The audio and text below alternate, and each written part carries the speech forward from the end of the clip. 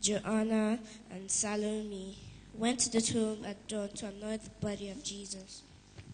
Then a violent earthquake took place as an angel from heaven rolled back the stone. The guard shook in fear as the angel, dressed in bright white, and sat upon the stone. Then the angel announced to the woman that Jesus, who was crucified, was no longer in the tomb. He is risen.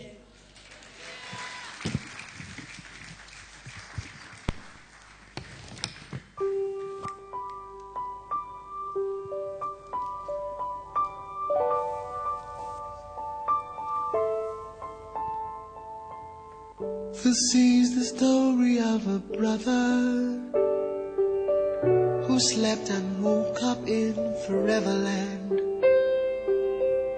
He looked around, nothing's familiar. He wondered how it got to be there. He took a walk around the city and saw this brick house with a small door. Walked into the room and saw a man in white. Must be an angel, so he said. Mr. Angel, I'm a stranger, don't know what's going on. The last thing I remember was I slept last night. This is a border town that takes you where you get a crown. Must have heard of heaven where you came from.